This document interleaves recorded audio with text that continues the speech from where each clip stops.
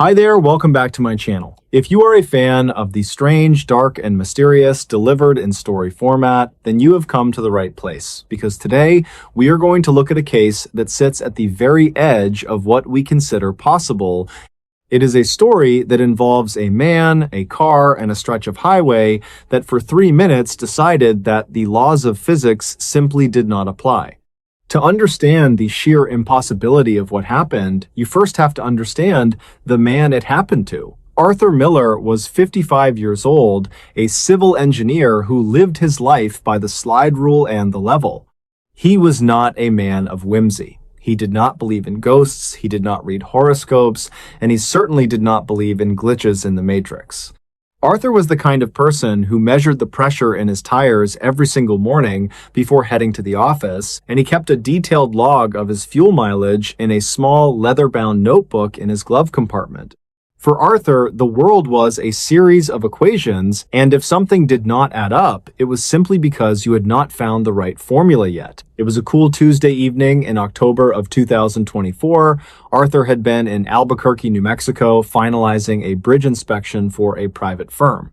He was a man who preferred his own bed to any hotel room, no matter how many stars it had or how soft the pillows were.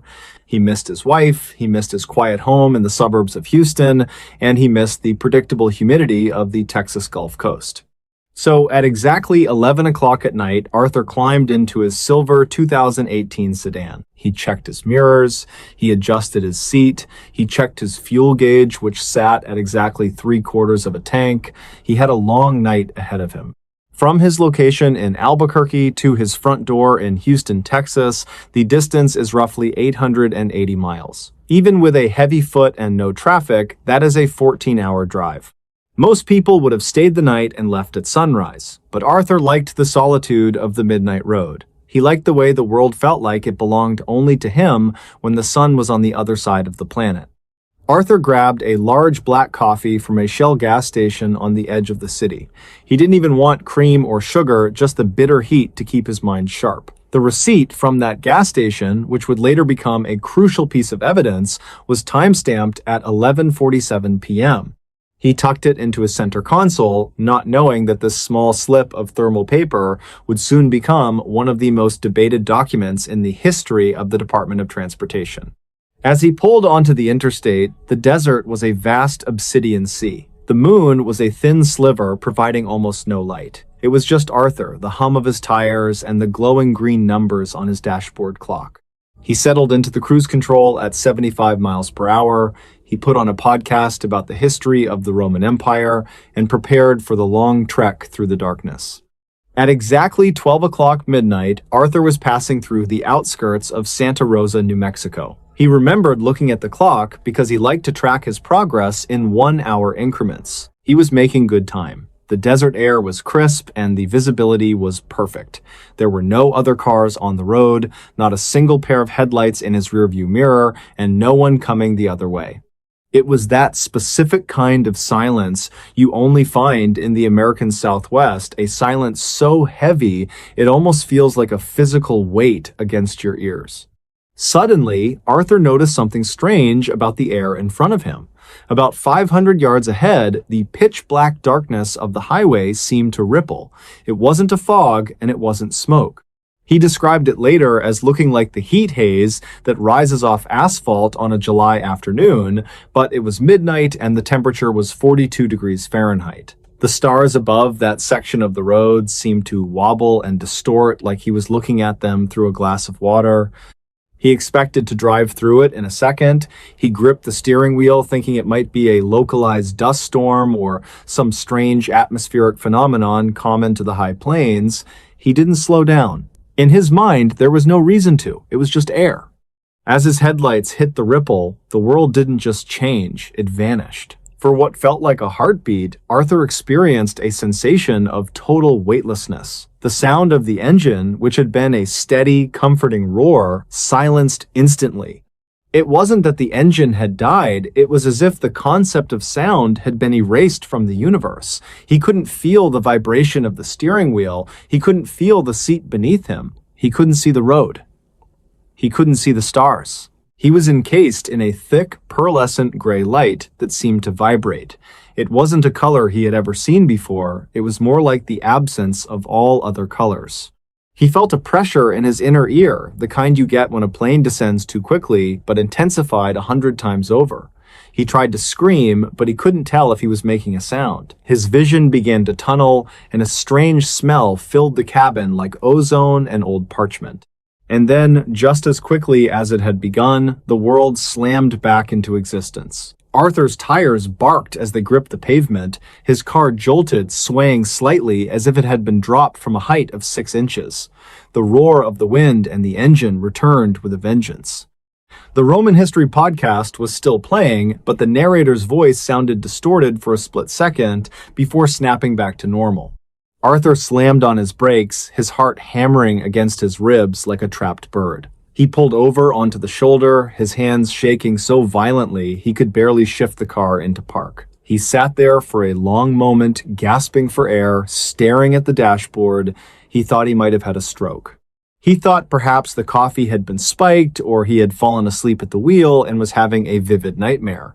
He looked at the digital clock on his dash. It was 12:03 a.m. Only 3 minutes had passed since he was in Santa Rosa, New Mexico. He looked out the window, expecting to see the red mesas and sagebrush of the high desert, but he didn't see the desert. He saw bright white LED streetlights. He saw a massive green highway sign with white lettering hanging over the road. The sign read, "Exit 610 Westheimer Road." Arthur's breath hitched. Westheimer Road. That was his exit. But Westheimer Road wasn't in New Mexico. It was in the heart of Houston, Texas. He looked around in a daze. To his left, the silhouette of the Williams Tower pierced the humid night sky. The air outside wasn't 42 degrees and dry, it was 75 degrees and thick with Texas humidity. He could smell the familiar scent of the Gulf, the damp earth, and the exhaust of a city that never truly sleeps. Arthur sat in his car paralyzed. He checked his GPS. The blue dot pulsed steadily on the screen, centered directly on the west loop of Interstate 610 in Houston. He zoomed out. The map showed him over 800 miles away from where he had been 3 minutes ago. He checked the trip odometer. When he had left the gas station in Albuquerque, he had reset it to 0.0. It should have read nearly 900 miles by the time he reached this point. The odometer read 0.6 miles. Arthur drove the remaining 2 miles to his house in a state of total shock. He didn't even remember turning onto a street. He pulled into his driveway, parked the car, and just sat there. He didn't turn off the engine. He didn't turn off the lights. He just stared at the fuel gauge.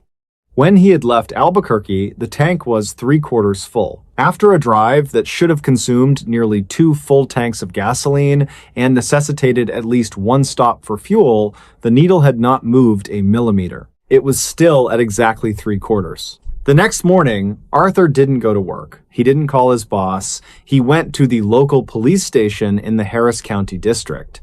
He didn't know what else to do. He was an engineer and his world had just broken. He thought he was having a psychotic break or that he was the victim of some elaborate high-tech prank. "I think I stole time," he told the officer at the front desk.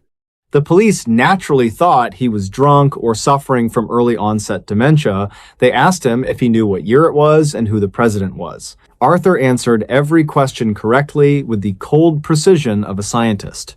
He showed them his car, he showed them the lack of wear on his tires. But then they started looking at the physical evidence and the joking stopped. First, they found the receipt in his cup holder. A paper receipt from a Shell station in Albuquerque, New Mexico, dated Tuesday night, October 24th, 2024, time-stamped at 11:47 p.m. Next, they checked the highway toll records. Arthur's car was equipped with an electronic easy tag for the Texas toll roads. At 12:04 a.m., just 7 minutes after he bought that coffee in New Mexico, and only 4 minutes after he had been in Santa Rosa, his toll tag had been scanned by a high-speed camera on the Sam Houston Tollway in Houston. The distance between those 2 points is approximately 882 miles. To cover that distance in 7 minutes, Arthur's sedan would have had to be traveling at over 7,500 miles per hour. That is nearly 10 times the speed of sound. A standard commercial sedan would have disintegrated into a ball of plasma long before it reached a fraction of that speed. The sonic boom alone would have leveled every building in Santa Rosa. The authorities were baffled. They brought in experts from the Department of Defense and physicists from local universities. They checked the car's onboard computer, the black box. The computer confirmed that the engine had been running for less than 10 minutes total since the last start command in Albuquerque. There was no evidence of tampering. No one had hacked the GPS. No one had altered the time. The car simply believed it had only traveled a few thousand yards. But it was the watch that truly defied logic. Arthur wore a high-end mechanical wristwatch, a Patek Philippe, that he had treated himself to for his 50th birthday. It was the kind of watch that doesn't rely on batteries or satellites or quartz crystals. It relies on the physical movement of gears and a swinging weight. It is a masterpiece of Newtonian physics.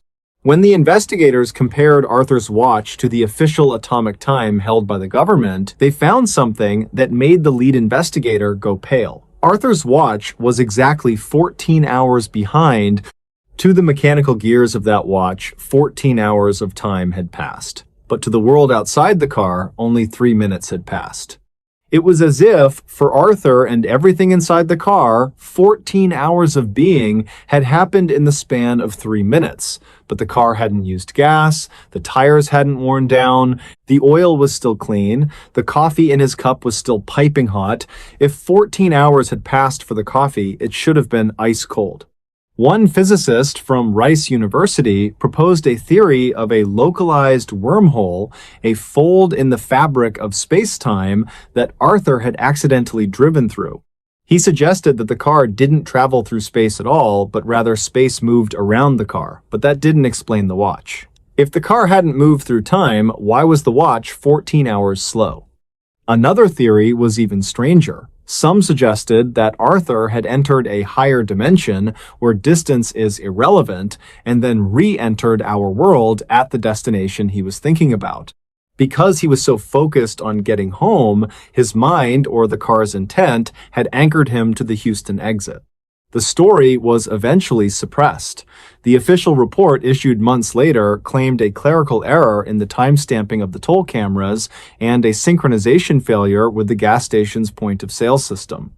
They told Arthur it was a 1 in a million technical glitch. They told him to go home and forget about it. They even offered to buy the car from him for 3 times its market value. Arthur refused to sell the car. He kept it in his garage under a heavy tarp. He never drove it again. But Arthur knew the truth. He remembered the gray light. He remembered the feeling of the universe folding in on itself like a piece of paper being tucked into an envelope. He remembered the silence that was louder than any noise he had ever heard. To this day, Arthur Miller does not drive on the interstate at night. He stays in well-lit areas. He retired early and sold his house in Houston, moving to a small town where he can walk to the grocery store, because he realized that the world we live in, the one with rules and maps and clocks, is just a thin veneer. It is a fragile layer of logic that we use to keep the chaos at bay. And sometimes, for reasons we will never understand, that veneer peels back. Sometimes the road doesn't go where it is supposed to go. He was a man who lived by the slide rule, but now he knows that there are some distances that cannot be measured and some journeys that defy every logic we hold dear.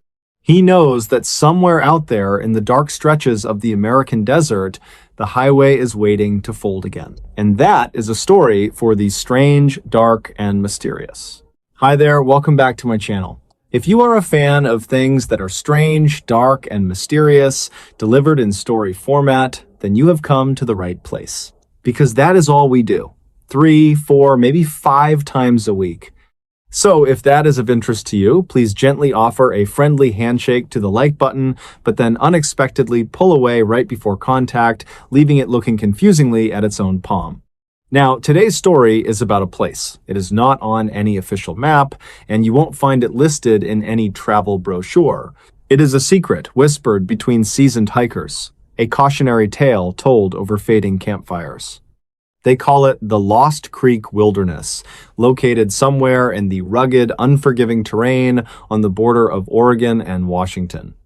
But within that wilderness, there is a specific unnamed valley that those in the know refer to by a much more chilling moniker, the forest where time runs backward.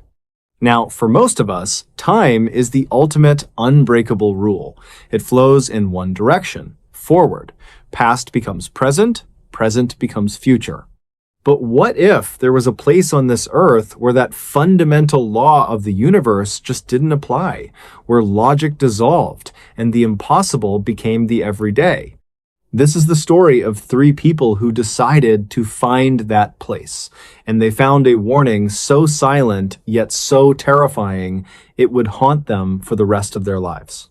Chapter 1: The Seekers. Our story begins in the fall of 2019. It was a beautiful autumn, the kind that calls out to anyone who loves the outdoors. Elias Thorne, Sarah Jenkins, and David Chen were not your average day hikers. They were seasoned veterans. We are talking about people who spent their weekends scaling technical peaks, mapping uncharted cave systems, and surviving on minimal gear.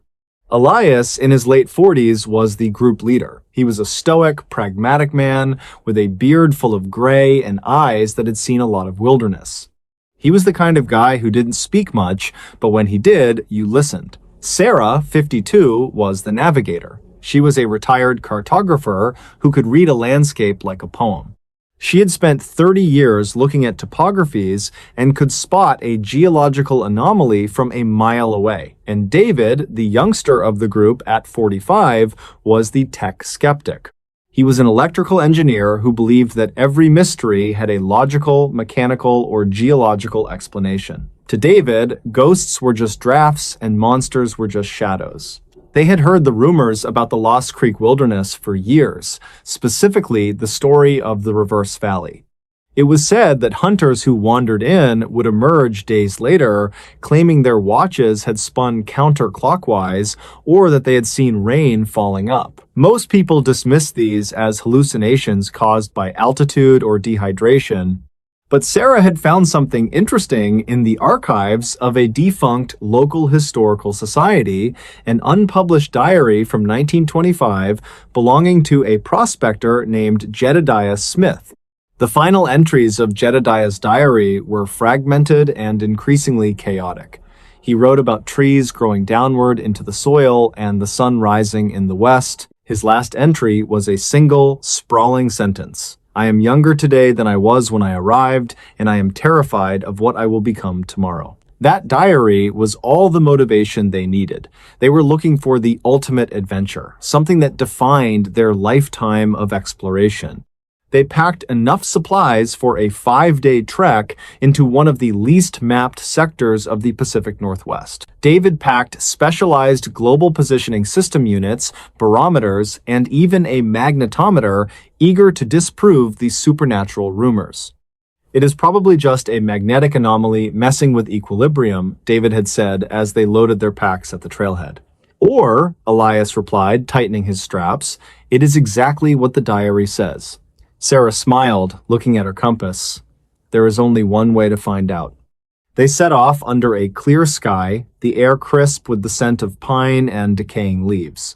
The first 2 days were demanding but normal. They navigated ridge lines, crossed glacial streams, and camped under a canopy of stars. It was pure wilderness, untouched and beautiful.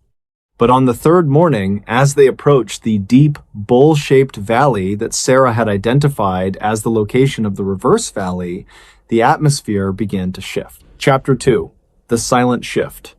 Now, you have to understand, these three were hyper-aware of their surroundings. They knew the feel of a healthy forest.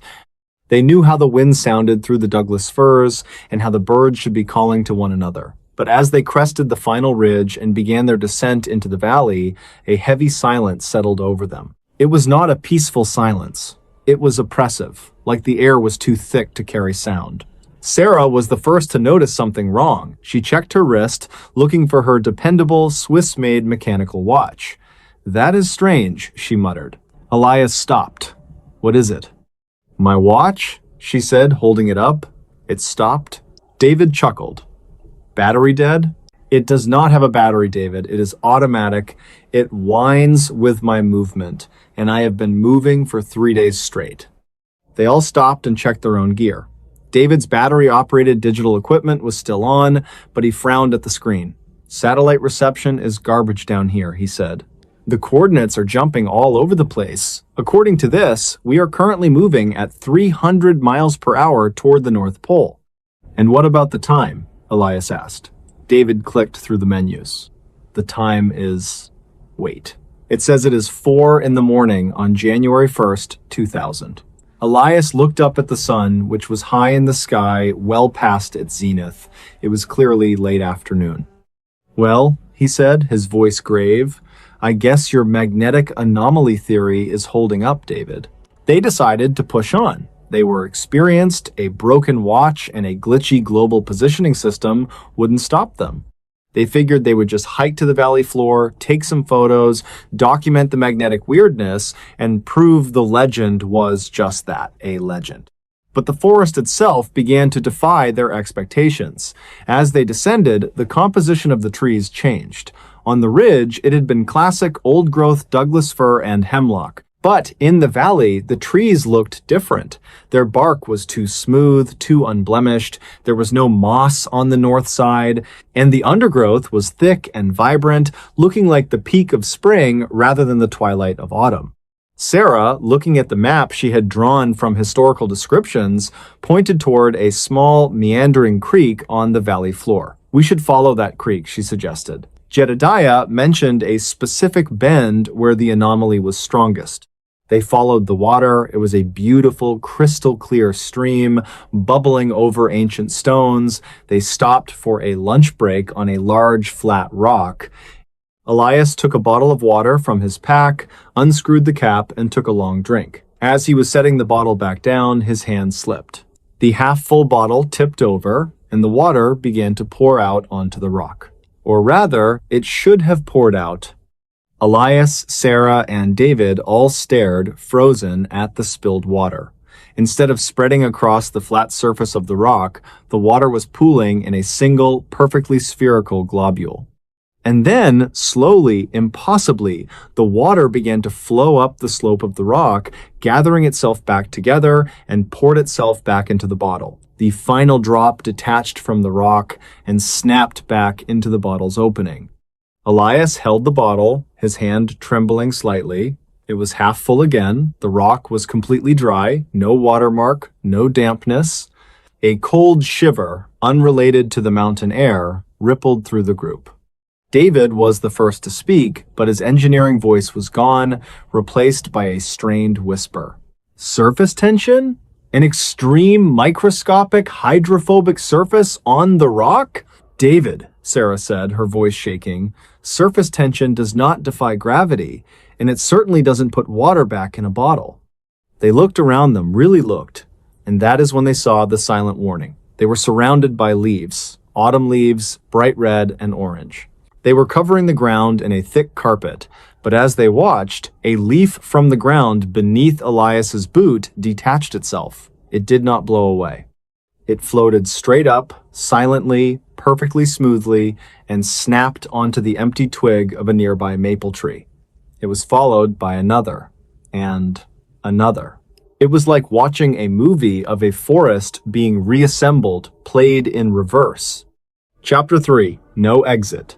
Now, the natural reaction in this situation for any sane person is to turn around and run, and that is exactly what Elias, Sarah, and David tried to do. We need to leave. Now, Elias ordered, his voice commanding but laced with a panic they had never heard from him. They grabbed their packs and turned back toward the slope they had just descended. They began to hike up, retracing their steps, but this is where the forest's logic broke them completely. They hiked for 20 minutes, their breath ragged, pushing themselves hard. The slope should have been easy for them, but when they stopped to catch their breath, Sarah looked around and gasped. "We haven't moved," she whispered. They were still standing right next to the flat rock where they had spilled the water. The same pile of reverse gravity leaves was still gathering. "That is impossible," David snapped. "We were just climbing. I felt the incline. I felt the burn in my calves." "Look at the ground," Elias said. They looked down at the soft dirt of the trail they had made on their way in. They saw their own footprints, clear and distinct. But as they watched, the edges of the oldest footprints began to dissolve. The dirt didn't crumble. It gathered itself back up, smoothing out, filling the impression until the ground was unblemished, as if no one had ever walked there. The forest was erasing them. Or rather, it was unwriting their arrival. Panic, real and suffocating, set in. They tried again. This time, they ran. They bolted toward the slope, sprinting up the incline. They pushed themselves until their lungs burned and their hearts hammered against their ribs. They must have covered at least a quarter mile. And then they stopped. And they were back at the flat rock. It did not matter which direction they went or how fast they traveled. The forest had collapsed space-time around them into a loop, and the loop was running in reverse.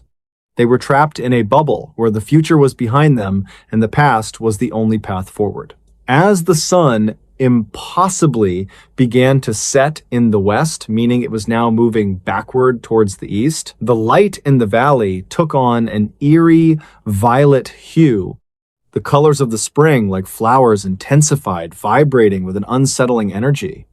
They realized they had to change strategy. They could not outrun time. "We need to think," Sarah said, fighting back tears. "This is Jedediah's valley.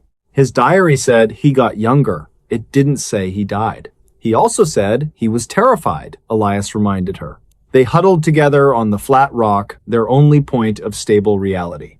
David was aggressively clicking the buttons on his defunct equipment. Come on, work!" Chapter 4.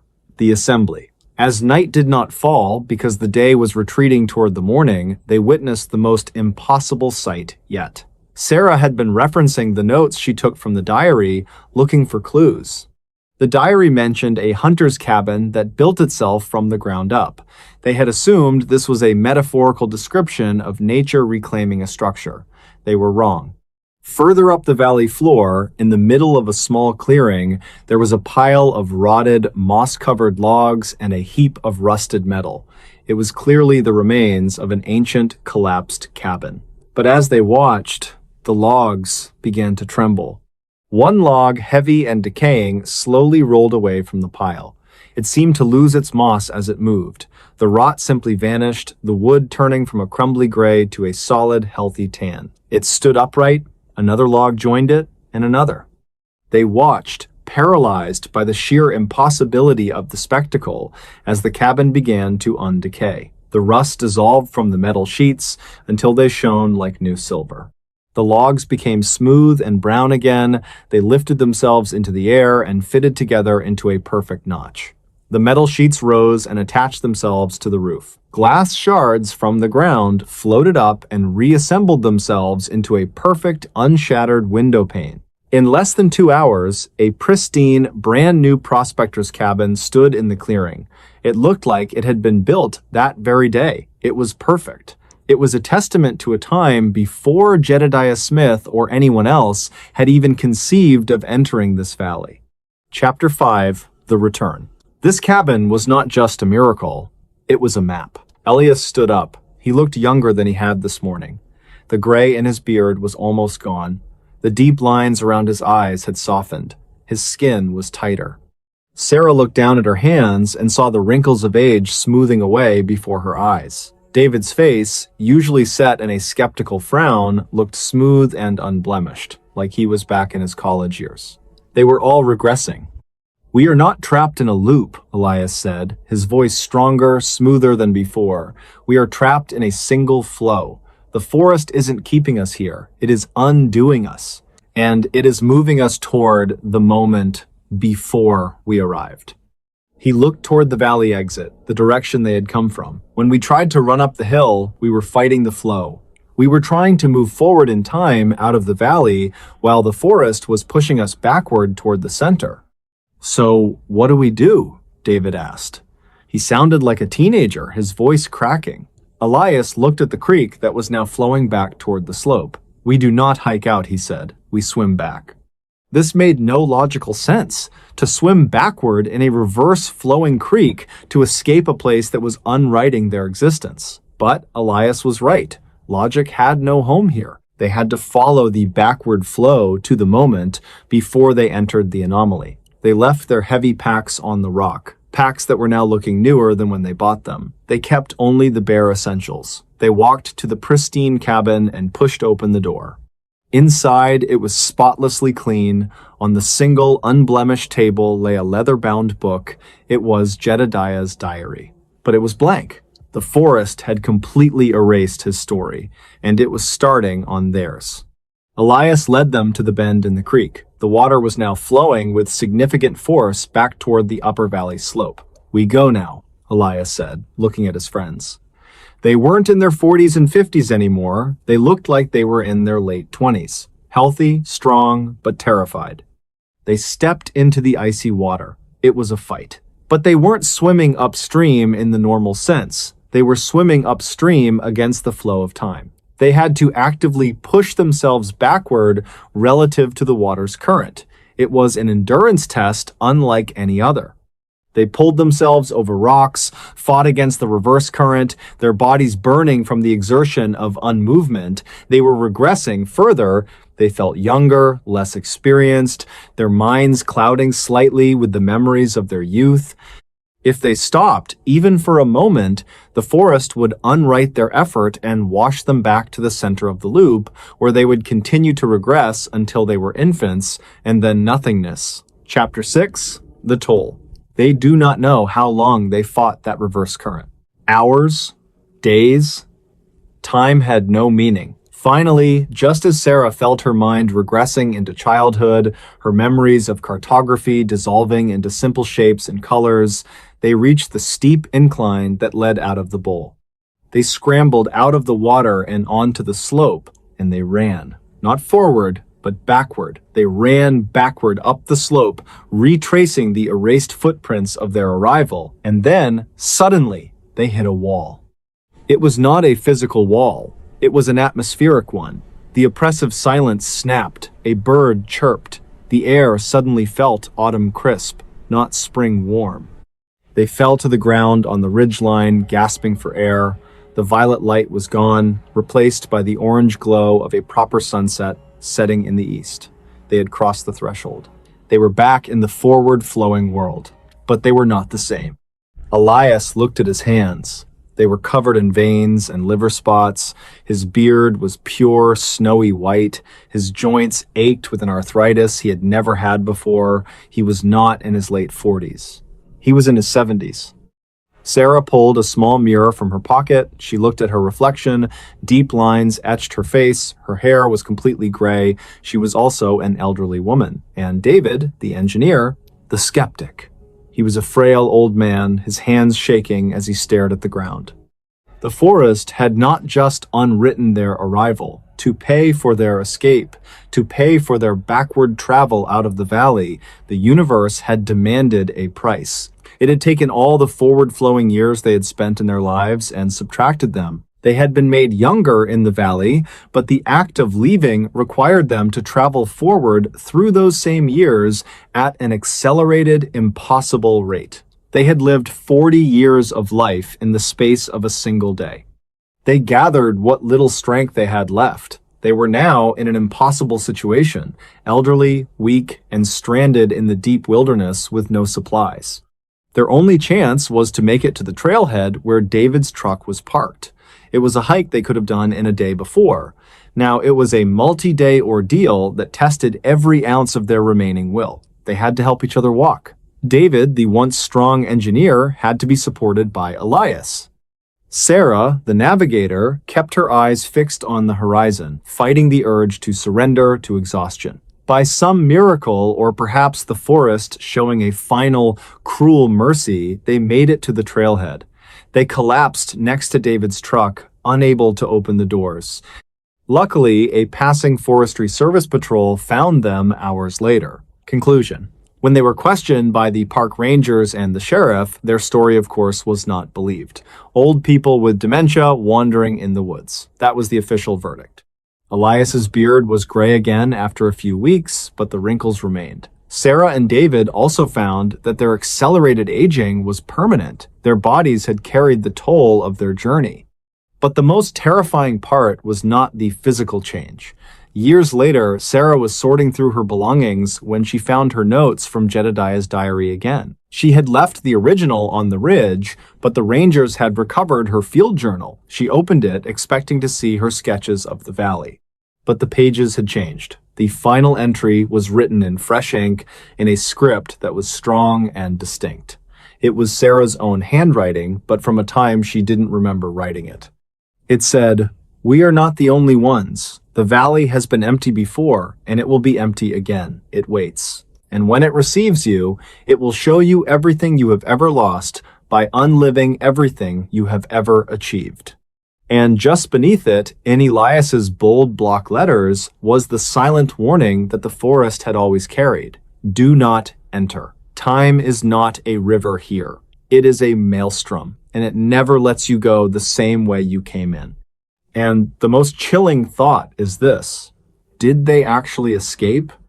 Or are they right now in their elderly, broken bodies simply living out a simulation created by the forest, a simulation that will run all the way back to the moment they decided to seek the truth, only for them to make the same choice again?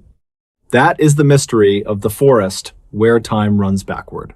If you like strange, dark, and mysterious stories, please hit that like button and then unexpectedly pull away right before contact. Until next time. Hi there, welcome back to my channel. If you are a fan of the strange, dark, and mysterious delivered in story format, then you have come to the right place, because that is all we do here.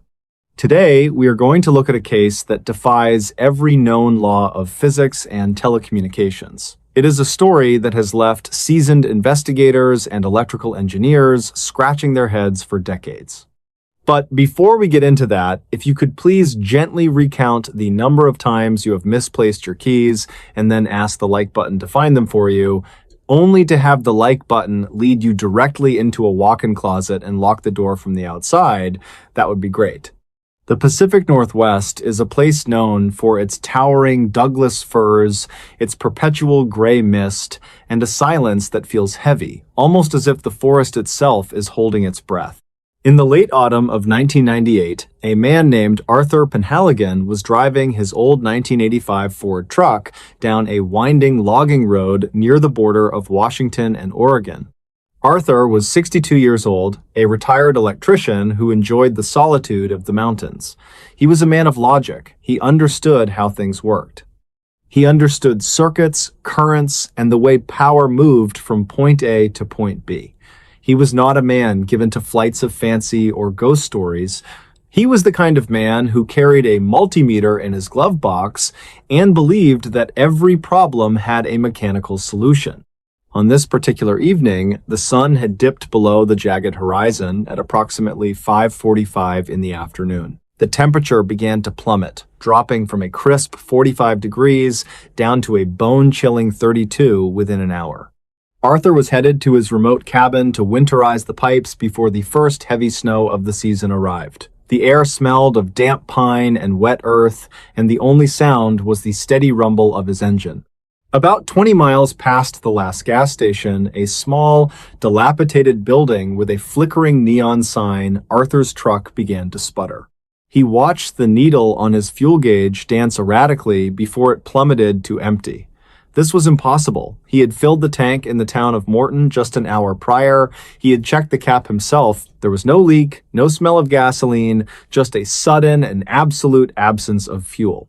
Then the headlights flickered once, twice, and died. The dashboard lights followed, fading into a dull amber before vanishing. The engine gave one final pathetic gasp and fell silent. Arthur was coasting in total darkness. He managed to steer the heavy vehicle onto the narrow shoulder, the tires crunching over wet gravel and pine needles until the truck came to a complete halt. He sat there for a moment in the absolute silence of the woods. He tried the ignition, nothing. Not even the click of a starter. The entire electrical system of the truck was fried. It was as if every electron in the vehicle had simply decided to stop moving. Arthur reached into his coat pocket and pulled out his cell phone. Now, you have to remember, in 1998, cell phones were not the sleek glass rectangles we have today. This was a heavy, gray Motorola brick phone. It was rugged, it was clunky, and it was notoriously power-hungry. It was the kind of device that felt more like a weapon than a communication tool. Arthur looked at the screen. It was dead. He remembered clearly that he had forgotten to plug it into the cigarette lighter during his drive, and the battery had been at 5% when he left Morton. Now, after an hour of searching for a signal in the mountains, the battery was completely drained. He pressed the power button, nothing. He held it down for 10 seconds, still nothing. Being an electrician, Arthur did what he always did when a device failed. He removed the battery casing from the back of the phone to check the copper contact points. He slid the heavy nickel cadmium battery pack off the chassis of the phone and set it on the passenger seat. He looked at the phone in his left hand, a hollow plastic shell with no power source, and the battery in his right. The contacts looked clean, but it did not matter. The battery was dead anyway. He placed the battery pack into the glove box, thinking he would deal with it in the morning, and he tucked the disconnected battery-less phone into the center console. Arthur decided to stay with the truck. It was too dark and too cold to hike 20 miles back to the main road. He wrapped himself in a heavy wool blanket he kept behind the seat and settled in for a long, freezing night. At approximately 11:42 that night, in a dimly lit emergency dispatch center in the county seat, a woman named Sarah was working the graveyard shift. Sarah had been a 911 operator for 15 years. She had heard it all: prank calls, tragic accidents, and the panicked breathing of people facing their final moments. She was a professional, steady and calm under pressure. The room was quiet, filled only with the low hum of computer cooling fans and the occasional murmur of other dispatchers. Suddenly, Sarah's console lit up, an incoming emergency call. She put on her headset and pressed the accept button. 911. "What is the location of your emergency?" she asked, her voice calm and practiced. There was nothing but static on the other end. But it was not the usual white noise of a bad connection. It sounded like wind, a howling, whistling wind that seemed to be blowing directly into the microphone. It had a hollow, metallic quality to it. "Hello? This is 911 dispatch. Can you hear me?" Through the static, a voice finally broke through. It was faint, distorted, and sounded as if it were coming from the bottom of a very deep well. It was a man's voice, but it lacked the natural cadence of human speech. "Help, cold, broken down. Mile marker 42, National Forest Road." The voice was thin and raspy. Sarah checked her screen for the caller ID information. In 1998, Enhanced 911 was still in its infancy, but the system was supposed to show the phone number and, if it was a landline, the address. For cell phones, it usually just showed the nearest tower. But Sarah's screen was flickering. The field for incoming number was filled with zeros. The location field was blinking rapidly, displaying coordinates that the computer could not seem to lock onto. The system was struggling, as if the signal itself was too powerful for the hardware to process. "Sir, I need you to stay on the line," Sarah said, signaling to her supervisor. "I have your location near mile marker 42. We are sending a state trooper to your position. Can you tell me your name?" The voice on the other end did not answer the question. Instead, it whispered something that chilled Sarah to her core. "The battery. There is no battery." Then, the line went dead. Back on the logging road, Arthur Penhaligon was jolted awake. It was not the cold that woke him, though his breath was visible in the cabin of the truck as a thick, white vapor. It was a sound, a high-pitched, rhythmic chirping. Arthur sat up, disoriented. He looked around the dark cab. The sound was coming from the center console. It was the Motorola. Arthur reached out with a trembling hand and picked up the phone. He felt the cold plastic against his palm. He turned it over. The back of the phone was still open. The battery compartment was completely empty. He could see the silver springs and the copper pins exposed to the air. There was nothing connecting the phone to any power source. Yet, the screen was glowing. It was not the dull green glow typical of those early liquid crystal displays. It was a bright, searing neon blue, a color that the phone was not even capable of producing with its standard hardware. And on the screen, in perfectly formed black digits, were the numbers 911. Arthur felt a surge of adrenaline that had nothing to do with the cold. He pressed the phone to his ear. "Hello?" he whispered. He did not hear Sarah. He did not hear a dispatcher. He heard his own voice, but it was coming from the earpiece. "Help. Cold. Broken down. Mile marker 42. It was a recording of what he had just said, except Arthur had been dead asleep. He had not made a call. He watched, mesmerized and terrified, as the phone, with no battery, no power source, and no physical way to transmit a signal, continued to glow in his hand. He dropped the phone onto the floorboards as if it had burned him. It landed face up, the blue light illuminating the interior of the truck like a strobe light. Then, the phone began to speak to him. Not in a human voice, but in a series of electronic tones that sounded like a modem trying to connect to a server. The sounds were rhythmic, pulsing, and they seemed to vibrate the very metal of the truck. Arthur scrambled to the passenger side, reaching for the door handle. He needed to get out. He did not care about the cold or the wolves or the 20-mile hike. He just needed to be away from that device. He shoved the door open and tumbled out into the snow. He did not stop running until he was 50 yards away, hidden behind the thick trunk of an ancient cedar tree. He watched his truck from a distance. The blue light was pulsing inside the cab, growing brighter and brighter until the entire vehicle looked like a glowing ember in the middle of the pitch-black forest. The light was so intense it cast long, dancing shadows of the trees against the snow. And then, as suddenly as it had started, the light vanished. The forest returned to its heavy, oppressive silence.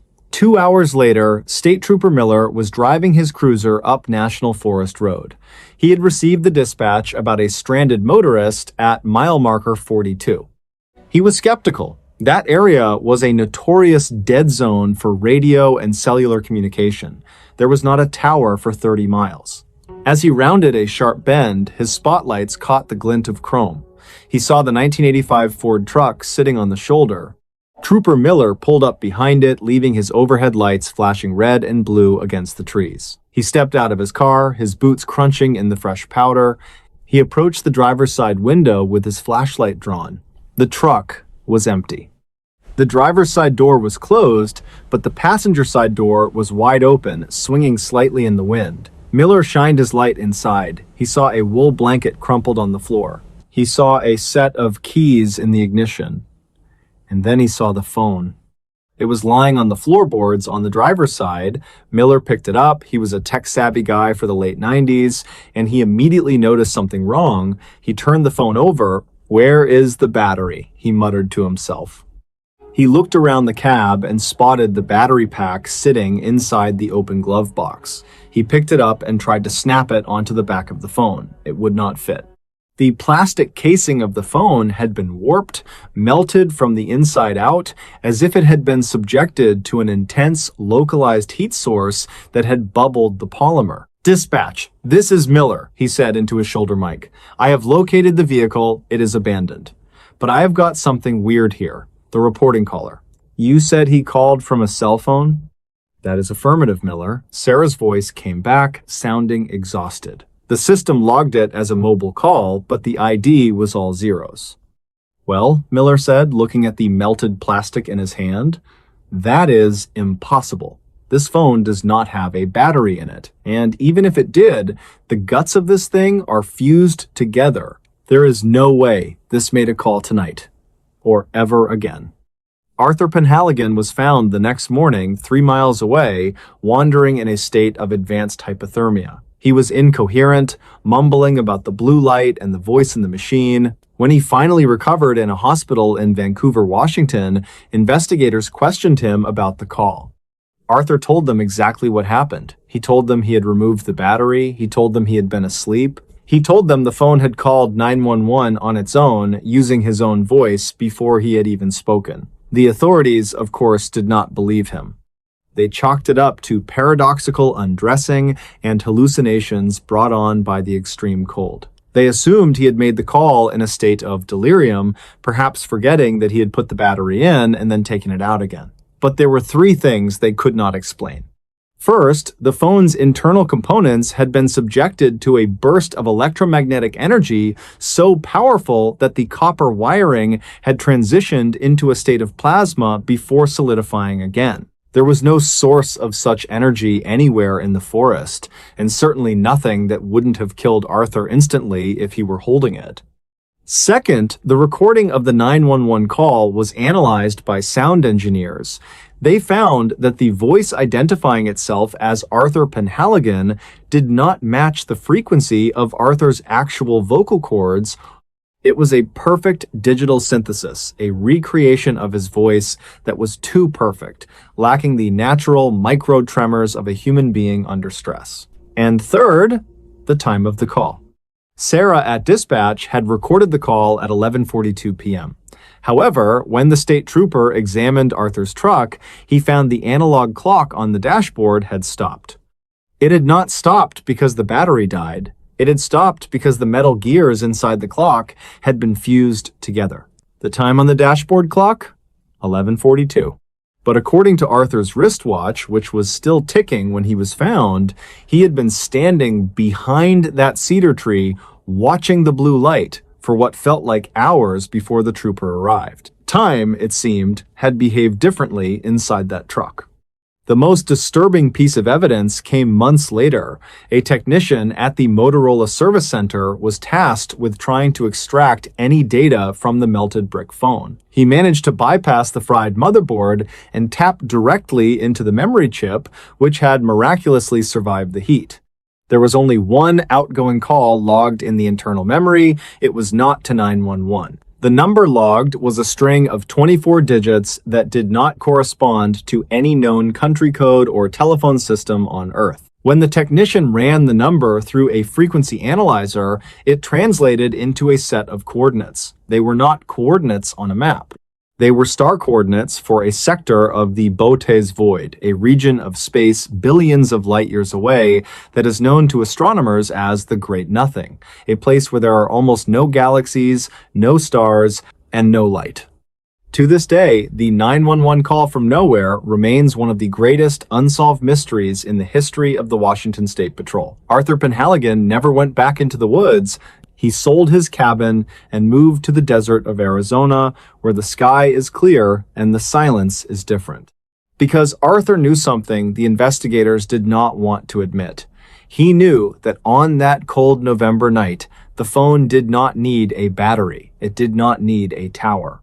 It was not looking for a signal from Earth. It was a beacon. And something, somewhere in the Great Nothing, had finally picked up the line. If you found this story as unsettling as I did, please be sure to check out our other accounts of the Unexplained.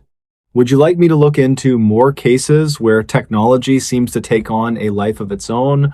Or perhaps you would like to hear about the mysterious disappearances in the high mountains?